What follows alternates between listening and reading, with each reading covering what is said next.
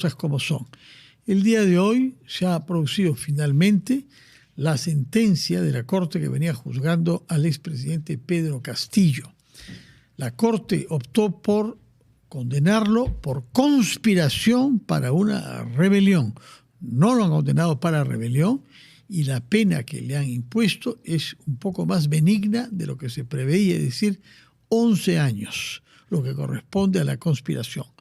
Para entender los detalles y la diferencia entre conspiración y rebelión, hemos solicitado una vez más a un penalista experimentado, como el doctor Luis Lamas Pucho, que además es un académico y profesor universitario. Doctor Lamas Pucho, muchas gracias. Explíquenos cuál es su reacción cuando ha escuchado o se ha enterado lo que los jueces han decidido respecto de Pedro Castillo. Era previsible que desestimaran, por lo menos por una mayoría, el delito de rebelión para que se empoderara el delito de conspiración. Son dos delitos diferentes. En el caso de la conspiración, el Código Penal establece que la conspiración tiene por finalidad un conjunto de voluntades para cometer otros delitos, dentro de los cuales está el delito de rebelión. Es decir, en otras palabras, la conspiración en sí sola no tendría sentido si es que las personas no conspiran para cometer el delito de rebelión.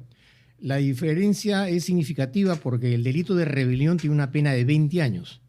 El delito de conspiración tiene una pena de 10 años. Han habido 2 votos a favor de la conspiración y un voto, entiendo yo, a favor del delito de rebelión. La explicación que se hace para que sea fácilmente entendible es que el delito en sí, a través de la interpretación que hace el intercriminis, que son las diferentes fases por las cuales atraviesa la actividad de carácter criminal, no se habría concretizado. A diferencia del voto singular que dice que sí hubo rebelión, que si bien es cierto, la rebelión fue en tentativa, pero la tentativa es punible. Y en esa línea de análisis parten del hecho de que en realidad se trataría solamente de una conspiración y no propiamente de un delito de rebelión, cuando a mi entender sí se habría concretizado el delito de rebelión.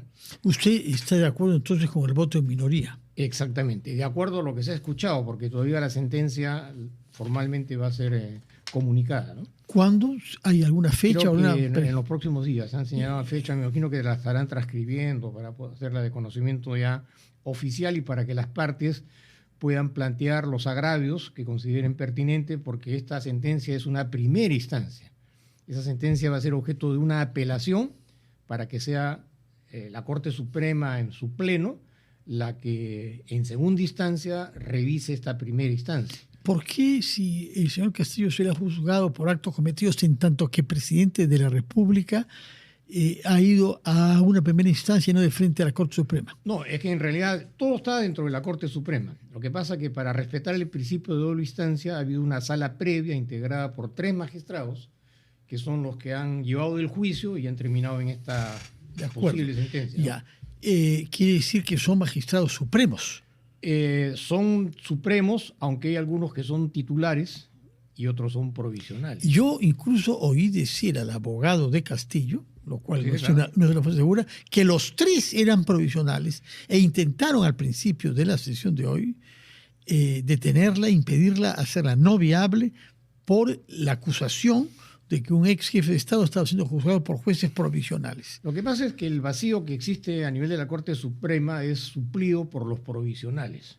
Esto desde hace décadas, ¿no? Esa es digamos, una falencia que caracteriza al sistema de justicia en el Perú, en tanto que en este caso la Junta Nacional de Justicia no está satisfaciendo las necesidades de nombrar los jueces, porque el juez que es nombrado se somete a un concurso, a una evaluación, y como consecuencia de eso es nombrado juez, y ese juez es absoluto en sus decisiones, a diferencia del juez provisional, que depende del buen humor o de las decisiones que tome el presidente o la presidenta de la Corte Suprema, con lo cual evidentemente genera una percepción de fragilidad en cuanto a la autonomía, lo cual no necesariamente en todos los casos es igual, pero es mejor, le da mayor consistencia y solidez jurídica al titular y no al juez provisional.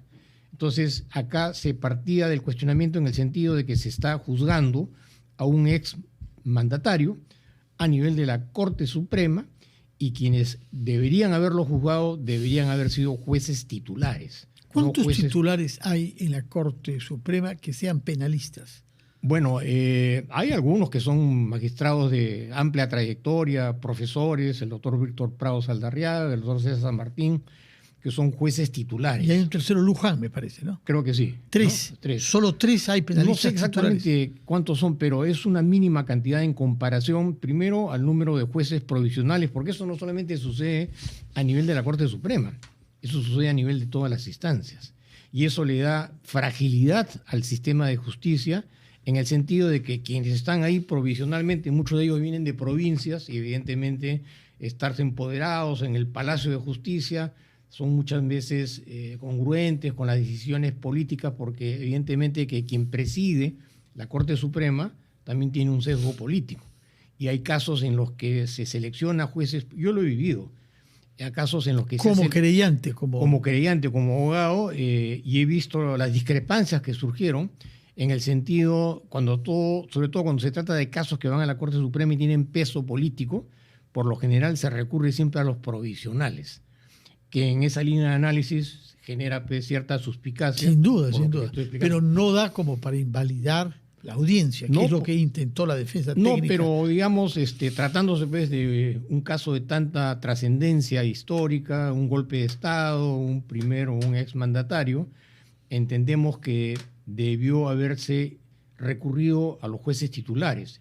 Me imagino que algo parecido... Es que parece que solamente hay 3, lo que voy a decir, y los 3 tienen presidencias de salas, de manera que no, que son Luján, son jueces superiores y San Martín. Claro, porque evidentemente que quien tiene la presidencia de una sala tiene mayor autoridad cuando es un juez de carrera, es un juez titular. No puede formar entonces una sala en las condiciones... La sala las designa, las forma quien preside la Corte Suprema, y trae evidentemente a sus personas que él o que ella considera que están a la altura de las necesidades para poder desempeñarse como magistrados en la Corte Suprema. Y algo parecido va a ser... En este caso es la señora Janet Tello. Claro, sobre que no hay cuestionamientos, parece una persona profesional y rigurosa. Sí, ¿no? pero digamos, tú sabes que en el tema de la justicia las percepciones son bastante controvertidas, ¿no? Y tratándose de casos políticos en la que hay una serie de acontecimientos periféricos dentro de los órganos jurisdiccionales que tienen vinculación con los casos políticos, con los casos de poder político, poder económico, evidentemente que para quienes participan en los procesos hay una mayor seguridad cuando se trata de jueces titulares. Algo parecido va a suceder en esta segunda instancia. Porque no van a haber tampoco 3 jueces penales titulares. 5, no hay. Tendrían que haber 5 titulares para que integraran la sala penal de la Corte Suprema, que es la que va a revisar esta sentencia. ¿Cuánto tiempo puede tomar hasta que haya una sentencia definitiva de la sala? Mira, si en realidad quisieran resolverlo lo más pronto posible, porque estamos a fin de año,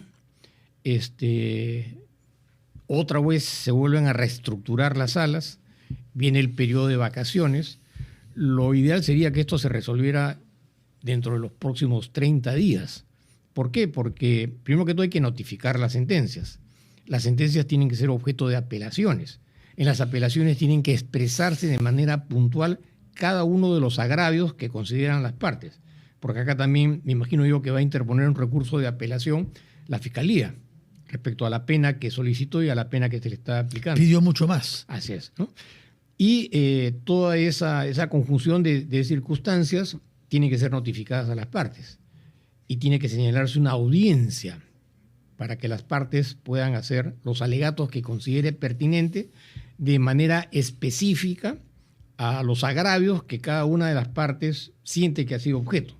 Pero además hay otro tema, que dentro de los 5 magistrados también pueden surgir algunas discrepancias.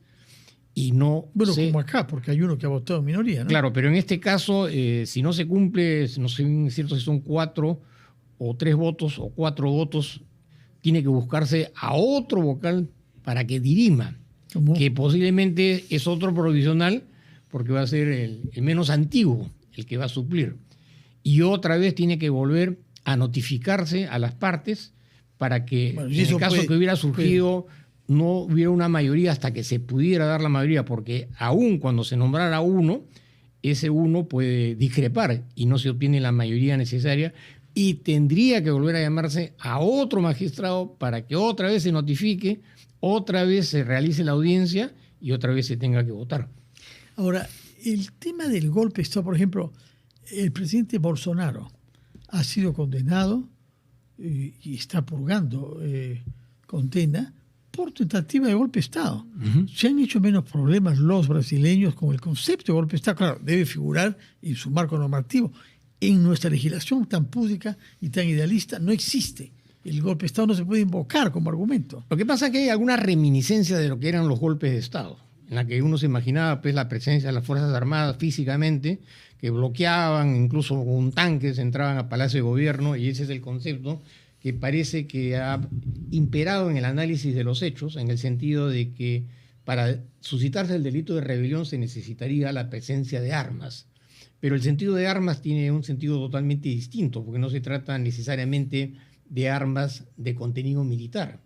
Las armas pueden tener diferentes lecturas interpretativas y tú en un código penal no vas a hacer una lista interminable de todos los componentes que pueden tener el efecto que puede tener un arma. Entonces, se habría requerido, como que parece que así lo ha hecho este voto singular, una lectura interpretativa del concepto de lo que es arma.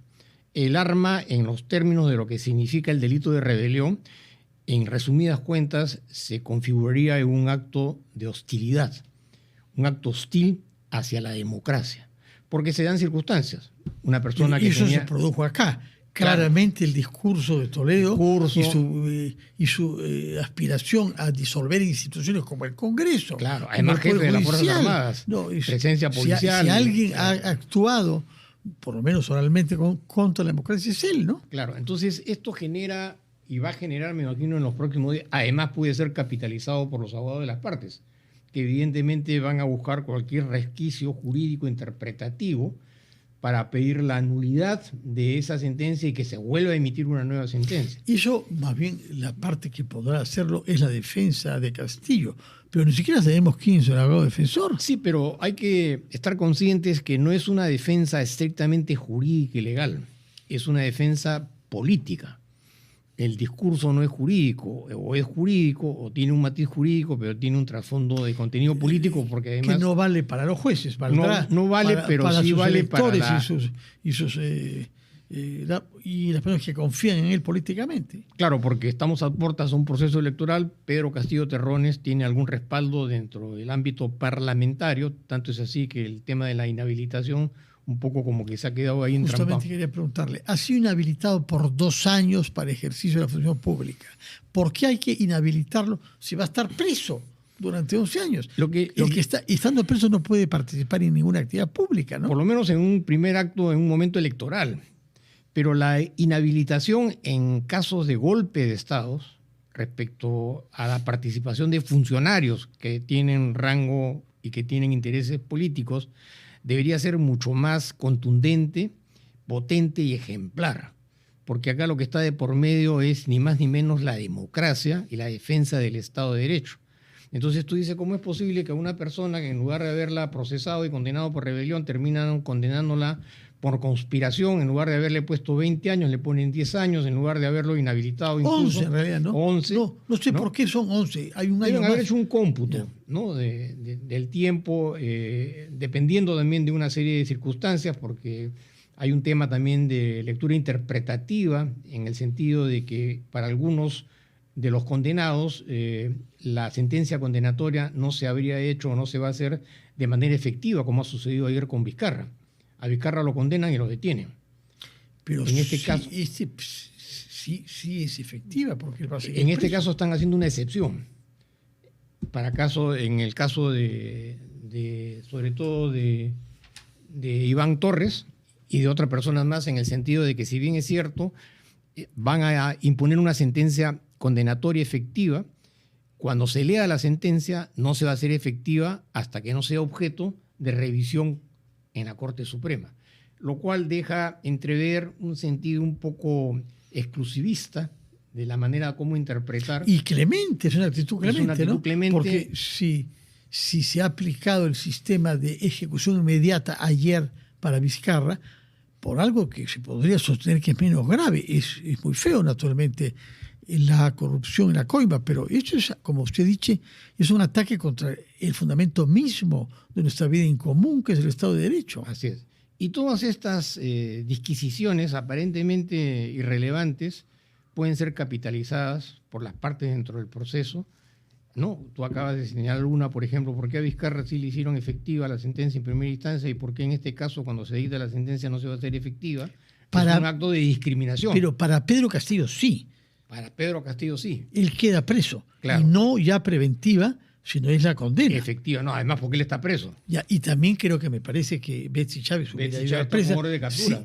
Si es que hubieran podido detenerla, esta condena bastaría para que... No, hubiera tenido que ir, y, aunque todavía no la han leído, solamente la están explicando, pero el día que la lean, en estos términos, evidentemente, que si Betsy Chávez Chino hubiera estado con orden de comparecencia, tengo la absoluta certeza de que no se hubiera presentado a la audiencia.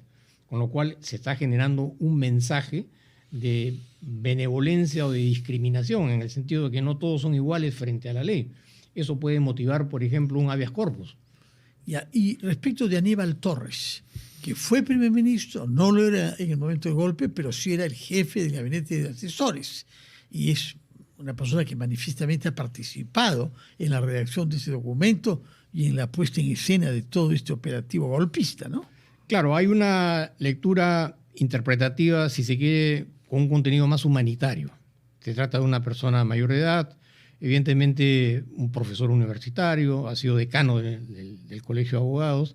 Entonces hay una actitud, digamos, un poco más benevolente, pero si lo quiere ver desde el punto de vista de la objetividad, partimos del entendido de que todos somos iguales frente a la ley. En el caso de Iván Torres, están haciendo una lectura interpretativa respecto a una serie de acápites que están en la parte general del Código Penal para, digamos, la pena sea más benevolente respecto a una serie de circunstancias que atenúan la responsabilidad, partiendo de la edad de la persona. Es como si quien comete el delito está entre los 18 y los 21 años, hay un factor que atenúa la responsabilidad penal. Igual sucede con las personas que son ya mayores de edad y cumplen estas exigencias. ¿En qué situación queda el que era en ese momento ministro del Interior, el señor Huerta? Él está también siendo objeto de esta condena. Tengo entendido ¿Cuántos años? Menos. Igual. 11. 11 años y meses, ¿no? O 6 meses. No estoy muy seguro porque había que escuchar todo lo que se decía. Pero también partimos de la premisa de que no se habría efectiva la sentencia con pena privativa de la libertad, hasta que no sea objeto de una revisión y a su vez confirmada por la Corte Suprema, en la que realmente a partir de ese momento se tendría que hacer efectiva. Pero durante esos días todas estas personas pueden escaparse. Pero por supuesto, porque están con una orden de comparecencia sin mayores restricciones, pueden constituirse en cualquier embajada y suceder lo que ya ha sucedido en reiterados casos acá, y otra vez volvemos al tema del asilo, del salvoconducto, de la injerencia y todo lo que significa el problema del asilo político, ¿no? Hay algunos asilos, pero otros se han escapado directamente, ¿no? Como el funcionario Cuba, en el caso del metro. Que está en Ecuador. No sé. Sí, sí, está en Ecuador. Bueno, está cerca. También sería interesante conocer cuál es el curso que ha seguido ese proceso. Pero ¿hay una solicitud de extradición respecto de él? Mira, la extradición es un proceso largo. No es una captura inmediata, porque esas personas inmediatamente se someten a los órganos jurisdiccionales. La extradición tiene un proceso, tiene que ser resuelta por el órgano jurisdiccional. Con Toledo, ¿no? Así es, Estados Unidos, ¿no? Y sí. puede durar años, incluso se puede recurrir hasta la Corte Interamericana de Derechos Humanos planteando una demanda a través de un habeas corpus y lograr una medida cautelar, una medida provisional. Pero la sensación es que el sistema de justicia no está acorde a las necesidades y a la trascendencia e importancia del bien jurídico. ¿Por qué no está a la altura? Porque acá de lo que se trata y de lo que se defiende es ni más ni menos que la democracia y el Estado de Derecho. Posiblemente nosotros estamos acá sentados en la entrevista porque ese golpe de Estado fracasó, que se realizó sí, pero no tuvo las implicancias que normalmente tiene cualquier golpe de Estado. Entonces, la cosa no es así tan sencilla, no se trata solamente de una disquisición entre si se trata de conspiración o rebelión, es la democracia, es el Estado de Derecho, frente a proyectos que tenían una naturaleza totalitaria, porque ese golpe de Estado era cerrar todas las instituciones que representan al Estado de Derecho, más adelante utilizar medidas coercitivas y posiblemente a quien discrepaba terminaba en la cárcel. Entonces, no es así tan sencillo el asunto. Ahora, yo recuerdo el último golpe de Estado del cual he tenido cercanía, que sabe usted también, es el que se intentó en España, un coronel Que salió a disparar ahí en de la Guardia Civil, Tejero, ¿no? Así es. Un señor Tejero que pegó balazos que han dejado huecos en el techo del Congreso, de las Cortes, como dicen en España, que uno puede verlas cuando lo visita, le muestran a uno el efecto de las balas que disparó este señor, y obligó a que se echen por tierra y amenazó a los comunistas que estaban presentes, Santiago Carrillo, que había sido un actor de la Guerra Civil, etcétera. Pero sí le dieron una pena muy severa. Por supuesto, porque la democracia, como sistema de gobierno, no fueron 11 años, tiene que reaccionar con la misma solidez y consistencia frente a arremetidas que lo que buscan justamente es destruir la democracia.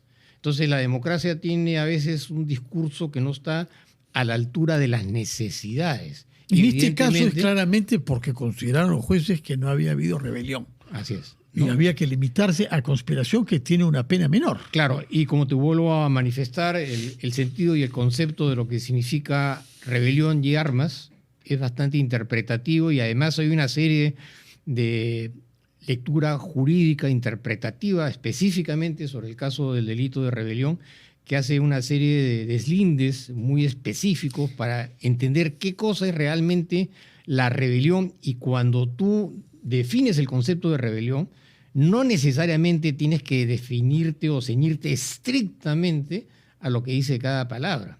Requiere toda una modalidad interpretativa, por supuesto, respetando el debido proceso, las argumentaciones, los fundamentos y otros derechos. Lo que Ollanta Humala hizo con su hermano Antauro en Locumba, Moquegua, el año 2000, me parece, era rebelión. Por supuesto, porque ahí no hay ninguna discusión de la presencia de armas. Y finalmente y además él fue amnistiado, ¿no? Fue amnistiado. Eso también es una paradoja, porque en última instancia, a pesar de la gravedad del delito, se recurrió a una lectura interpretativa administrativa del régimen penitenciario para que saliera con anterioridad al cumplimiento de la condena. Incluso ahí también tuvo participación la Corte Suprema. Y así hemos visto y vemos que está en actividad partidaria y política, a pesar de lo que sucedió y del crimen que cometió y de las personas que fallecieron. Muchas gracias por su presencia, doctor Luis Lamas Pucho, por aclararnos, por explicarnos, si lo he entendido bien, es que se ha optado no por la rebelión, sino por la conspiración, porque les parece técnicamente más fácil de probar y de sostener ante otras instancias, pero eso significa menos pena. Menos pena, y creo que es un pésimo mensaje para la democracia y la institucionalidad, porque, como te vuelvo a repetir, acá lo que está de por medio es la democracia de la que tanto se dice que se defiende, ¿no? Muy bien, muchas gracias por su presencia y muy buenas noches. Vamos